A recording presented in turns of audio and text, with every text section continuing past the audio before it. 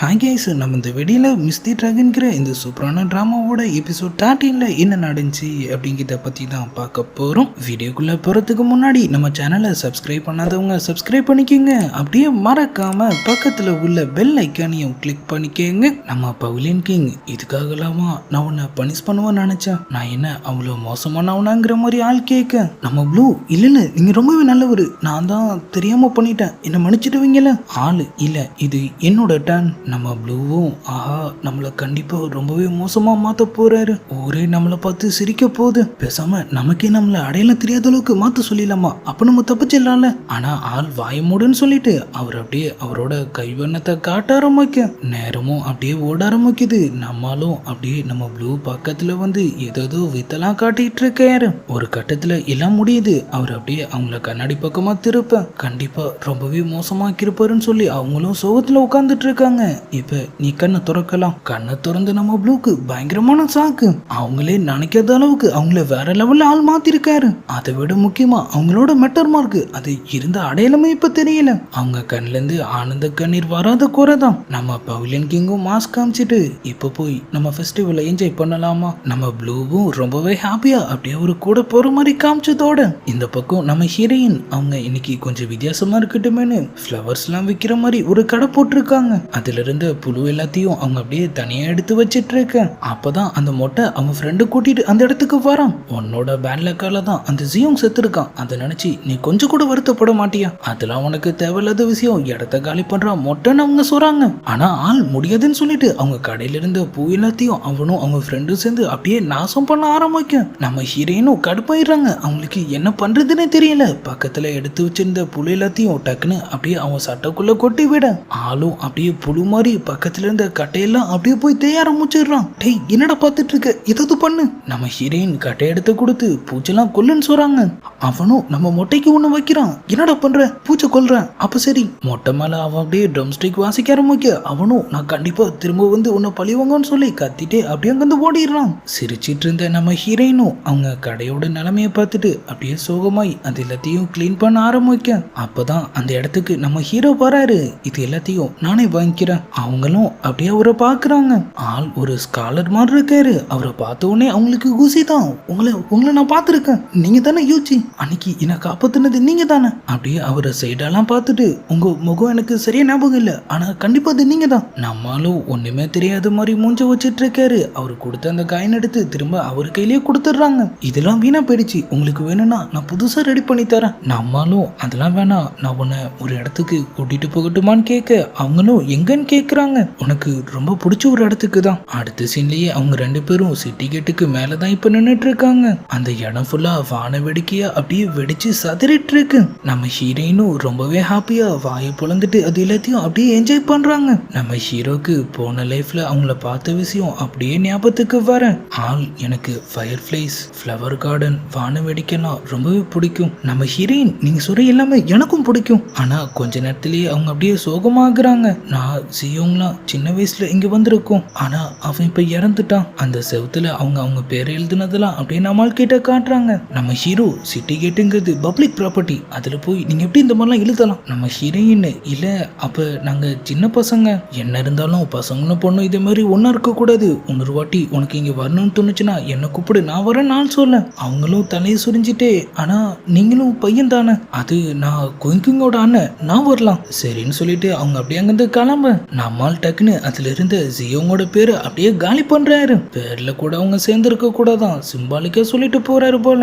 அப்படியே அவங்க ஒரு ஃபாரஸ்ட் ஏரியா வழியா போயிட்டு இருக்க நம்ம ஹீரோவும் அவங்களுக்கு துணையா அவங்க கூட போயிட்டு இருக்காரு. நம்ம ஹீரோயின் அதெல்லாம் பிரச்சனை இல்லை, நான் எல்லாத்தையும் சமாளிச்சுப்பேன், அதுவும் இல்லாம நீங்க இது மாதிரி எப்போதும் எனக்கு துணையா என் கூடயேவா இருக்க முடியும். நம்மால் அப்பதான் ஃபயர் ஃபிளைஸ் இருக்கிற ஒரு பாட்டில வெளியெடுக்கிறாரு. இந்த ஃபயர் ஃபிளைஸ்லாம் நான் ட்ரெயின் பண்ணி வச்சிருக்கேன். என்னது இதை கூட ட்ரெயின் பண்ண முடியுமா? உனக்கு என்ன எப்ப பார்க்கணும்னு தோணுதோ இல்ல உனக்கு உதவி தேவைப்பட்டாலோ நீ இதை ஓபன் பண்ணலாம். அடுத்த செகண்ட் அது என்ன தேடி வரும், நான் முன்னாடி வந்து நிற்பேன். அவங்களும் அதெல்லாம் கேட்டு ரொம்பவே ஹாப்பியா இருக்கிற மாதிரி காமிச்சதோட நைட்டு ஃபுல்லா தூங்காம உருண்டு அந்த ஃபயர் ஃபிளைஸை அவங்க அப்படியே பார்த்துட்டு இருக்காங்க. சரி அந்த டிராகன் எம்ப்ராய்டரியை கம்ப்ளீட் பண்ணலான்னு சொல்லிட்டு அவங்க அந்த வேலையை இப்ப ஆரம்பிக்க இந்த பக்கம் நம்ம ஹீரோ ஒருவேளை அவளுக்கு உதவி தேவைப்படும் போது என்ன கூப்பிட்டா அப்ப ஸ்காலர் கெட்டப் வச்சுட்டு என்னால ஃபைட் பண்ண முடியாது. ஆள் டக்குன்னு ஒரு ஆர்மர் கெட்டப்புக்கு மாறுறாரு. இல்ல இதோட போன போனா காமெடியா இருக்கும். ஆள் அப்படியே வேற ட்ரெஸ் மாத்தி எது கரெக்டா இருக்கும்னு சொல்லி செக் பண்ணிட்டு இருக்க. நம்ம பவிலியன் கிங் இப்ப அப்படியே உள்ள வராரு. நீ எப்போ வந்த? நீ ஆர்மர் கிட்ட போட்டிருக்கும் போது நான் வந்துட்டேன். நம்மளும் ஆயுன் எப்போ வேணாலும் என்ன கூப்பிடலாம், அதுக்கு தான் நான் ரெடி ஆயிட்டு இருக்கேன்னு சொல்ல. அவ உன்னை கூப்பிடும் போது நீ போட்டிருக்கிற ட்ரெஸ் ஒன்றும் முக்கியம் இல்லை, என்னமோ ஆள் அப்படியே லவ்ல எக்ஸ்பர்ட் மாதிரி. பொண்ணுங்களுக்கு நம்ம கொடுக்குற கிஃப்ட் தான் ரொம்பவே பிடிக்கும், அவங்க அதை தான் எதிர்பார்ப்பாங்கன்னு சொல்ல. நம்ம ஹீரோவும் அடுத்த செகண்ட் அங்கிருந்து காணாம போறாரு. ஃப்ளவர்ஸும் கைமா ஆள் உள்ள வர அவளே ஒரு ஃப்ளவர் ஷாப் தானே போட்டிருந்தா. சரின்னு சொல்லிட்டு எம்பரர்ஸோட ஒரு ஹார்பின் ஆள் எடுத்துட்டு வராரு. இதை போட்டா அவங்க அரசர் அவளை கொன்னுடுவாரு. ஐயோ வேணாம். ஆள் அடுத்து ஒரு குதிரை கத்தி கடப்புறன்னு கையில கிடைக்கிற எல்லாத்தையும் கொண்டு வந்துட்டு இருக்க. ஒரு கட்டத்துல வெறுப்பாய் போய் உனக்கு என்ன பார்த்து பொறாம, அதனால்தான் நான் என்ன கொண்டு வந்தாலும் அது சரியில்லைன்னு நீ சொல்லிட்டு இருக்க. நான் இதுக்கு பொறாம பண்ணும் நாள் கேட்க பின்ன நானும் ஆயினும் ரொம்பவே க்ளோஸா இருக்கும். ஆனா நீயும் ப்ளூவும் இன்னமும் அதே மாதிரியே தான் இருக்கீங்க. சரி எனக்கு டயம் ஆகுது, ஆயுனை பார்க்க போறேன்னு சொல்லிட்டு ஆள் அப்படியே அங்கிருந்து கிளம்ப. இப்ப நம்ம ஹீரோயினை தான் காட்டுறாங்க. அந்த மொட்டையும் யூசியாங்கும் சேர்ந்துட்டு யாரோ ஒரு அம்மாவை கூட்டிட்டு வந்து நம்ம ஹீரோயின் கிட்ட பிரச்சனை பண்ணிட்டு இருக்க. மொட்டை என்ன சொல்றானா, நீ வித்து மீனை சாப்பிட்டுதான் இவங்க பையனுக்கு உடம்பு சரியில்லாம போயிடுச்சு, நீ தான் வீணா போன மீனை வித்திருக்குன்னு சொல்ல யூசியாங்கும் ஆமாமா இவெல்லாம் சும்மாவே விடக்கூடாது, முதல் கோர்ட்ல கம்ப்ளைண்ட் பண்ணி இவ்வளவு உள்ள தள்ளுங்க. அந்த இடமே கலவரமாக நம்ம ஹீரோவும் மேல நின்று சீக்கிரமா என்ன கூப்பிடுன்னு சொல்லி ஆள் ரெடியா காத்துட்டு இருக்காரு. அந்த அம்மாவும் ஏன் ஐயன் இப்படி பண்ண, என்னோட பையனுக்கு நேத்துல இருந்து லூஸ் மோஷனும் போயிட்டு இருக்கு, அவன் தொண்டெல்லாம் வீங்கி அவன் ஒரு மாதிரியா மயக்கத்துக்கு போயிட்டான். அந்த சிம்டம்ஸ் எல்லாம் கேட்ட உடனே தான் நம்ம ஹீரோயினுக்கு ஏதோ ஒரு விஷயம் தோணுது. உங்க பையனுக்கு என்னால ஹெல்ப் பண்ண முடியும்னு நினைக்கிறேன், என்ன உடனே அங்க கூட்டிட்டு போறீங்களா? அவங்களும் பையன் சரியான போதுன்னு சொல்லி சரி வான்னு சொல்லி அவங்கள கூட்டிட்டு அப்படியே அவங்க வீட்டுக்கு போக நம்ம ஹீரோவும் என்னதான் பண்றான்னு பாப்போம்னு சொல்லி வேடிக்கை பார்த்துட்டு இருக்காரு. அவங்களும் அந்த பையனை வளைச்சு செக் பண்றாங்க. அங்க ஒரு டாக்டரும் இருக்கான். உனக்கு இதெல்லாம் பத்தி என்ன தெரியும்? கண்டிப்பா நீ வித்த மீனை சாப்பிட்டதுனாலதான் இவனுக்கு எப்படி ஆயிருக்கு. நம்ம ப்ளூ ஸ்பெஷலா டீ ரெடி பண்ணி அப்படியே அவங்க கிட்ட கொண்டு வராங்க. நம்ம மொட்டையும் டாக்டரும் அதை வாங்கி அப்படியே காலி பண்ண ஏதோ யூசியாங்க்கு நல்ல நேரம் போல அவங்க மட்டும் தப்பிச்சிட்டாங்க. கொஞ்ச நேரத்திலேயே மொட்டைக்கு வைத்து கலக்க ஆரம்பிக்குது. ஆள் அப்படியே அங்கிருந்து எஸ்கேப் ஆகுறான். அவன் திரும்ப வர நம்ம டாக்டர் வைத்து பிடிச்சிட்டு ஆள் இப்ப ஓடுறாரு. வந்தவனுக்கு தலைலாம் கிருகிருன்னு சுத்துது. ஆயோன்னு சொல்லிட்டு அவ வேற ஒரு பக்கம் பார்த்து பேசிட்டு இருக்க. டாக்டரும் இப்ப வராரு. அந்த பையனோட அதே சிம்டம்ஸ் அப்படியே இருக்குன்னு அந்த அம்மா சொல்றாங்க. நம்ம ப்ளூ ஆயுன் மீனை சாப்பிட்டு இந்த பையனுக்கு எப்படி ஆச்சு சரி, ஆனா இவங்க ரெண்டு பேருக்கு என்னாச்சு? ஊர் மக்களும் குழம்பி போயிடுறாங்க. கொஞ்ச நேரத்திலேயே டாக்டரும் வாய் விடுறான். நீ அந்த டீல குரோட்டன் சீட் கலந்தியா? நம்ம ஹீரோயின் பாயிண்ட பிடிச்சிடுறாங்க. ஓ அப்ப அதான் விஷயமா? இந்த பையன் பிரச்சனைக்கு குரோட்டன் சீட் தான் காரணம் தெரிஞ்சும் நீங்க ட்ரீட்மெண்ட் பார்க்காம இருந்திருக்கீங்க. அவனும் எனக்கு தெரியாது, இந்த மொட்டை தான் காசு கொடுத்து இப்படி பண்ண சொன்னான்னு சொல்லி காசை கொடுத்துட்டு ஆளுங்க எஸ்கேப் ஆக. மொட்டையும் டாக்டர் என்ன சொல்றாரு எனக்கு எதுவும் புரியல. நம்ம ப்ளூ பாத்தீங்களா, இந்த யூசியாங்கும் இந்த மொட்டையும் சேர்ந்துதான் ஆயுனை வேணும்னு இந்த மாதிரி மாட்டி விட்டுருக்காங்க. யூசியாங் எனக்கு எதுவுமே தெரியாதுன்னு சொல்லிட்டு அவங்க ஒரு பக்கம் கலந்துக்க. மொட்டையும் டாக்டர் பொருள்லாம் விட்டு போயிட்டான்னு சொல்லிட்டு அவனும் அப்படியே அங்கிருந்து எஸ்கேப் ஆயிடுறான். அந்த அம்மா என் பையனை எப்படி காப்பாத்துறதுன்னு கேட்க நம்ம ஹீரோயின் அதுக்கான மெடிசனையும் ரெடியா தான் வச்சிருக்காங்க. அதை அப்படியே அவனுக்கு கொடுத்துட்டு நம்ம ஆயின் கையை பிடிச்சிட்டு நான் அவசரப்பட்டு உன்னை தப்பா நினைச்சிட்டேன் என்ன மன்னிச்சிடுன்னு சொல்ல. நம்ம ஹீரோயின் மனசை பத்தி தான் நமக்கே தெரியுமே, அதெல்லாம் இல்ல பரவாயில்லன்னு சொல்றாங்க.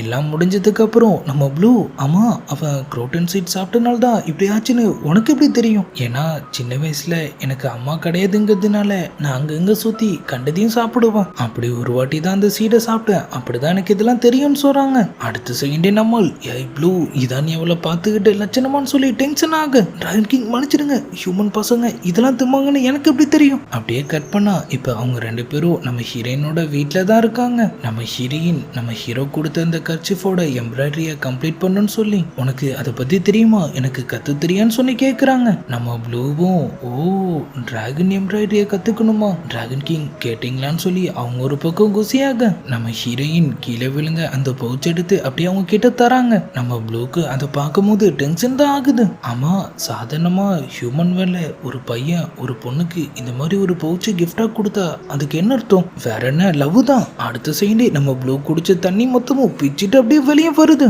அவங்க அப்படியே அதே அதிர்ச்சியோட அந்த பவுச்சை அப்படியே பார்த்துட்டு இருக்கு. இந்த பக்கம் நம்ம பவிலியன் கிங் நம்ம ப்ளூக்கு பிடிச்ச மாதிரி நிறைய கேக்கு ரெடி பண்ணிட்டு அப்படியே அவங்களுக்காக சிரிச்ச முகத்தோட ஆள் காத்துட்டு இருக்காரு. ஆனா வந்தது நம்ம டிராகன் கிங். அவரு எதுவும் தெரியாத மாதிரி நின்னுட்டு இருக்கு. நடிக்காத கேவலமா இருக்கு. அவரும் என்னாச்சு ஆயினை பார்க்கலையான்னு கேட்க பார்த்தேன், ஆனா அவ தான் என்ன கூப்பிடவே இல்லை. ஆமா உன் கதை என்னாச்சு? ப்ளூ உன்னை பார்க்க வந்தாளா? பக்கத்துல இருந்த கேக் பாக்ஸை ஆள் பாக்குறாரு. அவ உன்னோட தங்கச்சி தானே, மணி 7 ஆகுது, அவ ஒன்னும் வீட்டுக்கு வீட்டுக்கு வரல, உனக்கு கொஞ்சமாவது அக்கறை இருக்கா? நம்மளும் அவ லாங் குயிக்கிங்கா இருந்தா நான் கவலைப்பட்டிருப்பேன், ஆனா அவ தான் இப்ப சி குயிக்கிங்கா மாறிட்டாளே, நீ தான் கவலைப்படணும். நம்ம ஹீரோ அப்படியே சோகமா ஒயின் குடிக்க ரெடியாக நம்ம பவிலியன் கிங்கும் அதை அப்படியே ஷேர் பண்ணிக்கிறாரு. இப்ப கட் பண்ணா நம்ம ஹீரோயின் முன்னாடி தான் இருக்காரு, அவங்க நல்லா தூங்கிட்டு இருக்காங்க. நீ ஏன் என்னை கூப்பிடவே இல்லை? ஒருவேளை நான் கொடுத்த அந்த 5 ஃபிளேஸ் பாட்டில தொலைச்சிட்டியா என்ன? அவங்க அப்படியே உருண்டு படுக்க நம்மளும் அங்கிருந்து காணாம போயிடுறாரு.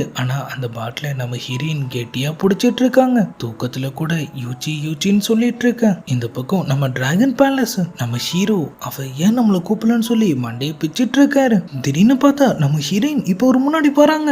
இது எவ்வளவு நல்ல ஒயின், அழகான இலிசன்ஸ் எல்லாம் ஏற்படுத்துது. நான் ஒன்னும் இலிசன் இல்லைன்னு அவங்க சொல்ல, ஒரு நிமிஷம் நீ இப்ப பேசுனியா? ஆமா நானே தான் அவங்களும் சொல்றாங்க. நம்ம ஹீரோவும் சம குசியா போயிடுறாரு. ஆள் அப்படியே பாசமா அவங்க தலையை தடவி கொடுத்துட்டு இருக்க. டிராகன் கிங்னு இன்னொரு வாய்ஸ் கேக்குது. யாரான்னு பார்த்தா அங்கேயும் நம்ம ஹீரோயின். 2 ஆயுனா நம்ம ஆளுக்கு ஒண்ணுமே புரியல. டிராகன் கிங் நான் சொல்றது கேளுங்க, நான் தான் உண்மையான ஆயுன். ஆள் அங்கேயும் மாண்டையாட்டுறாரு, இங்கேயும் மாண்டையாட்டுறாரு. என்ன பண்றதுன்னு தெரியாம ஆள் அங்க மாட்டிட்டு முழிச்சிட்டு இருக்கிற மாதிரி காமிச்சதோட அப்படியே எபிசோட் 13 முடியுது. இந்த சீரீஸ் உங்களுக்கு பிடிச்சிருக்கா இல்லையாங்கிறத லைக் கமெண்ட்ஸ் மூலியமா தெரியப்படுத்துங்க. இதுக்கப்புறம் என்ன நடந்துச்சுங்கிறதெல்லாம் நம்ம நாளைக்கான வீடியோவை பார்த்து தெரிஞ்சுக்கலாம். அது வரைக்கும் குட் பை.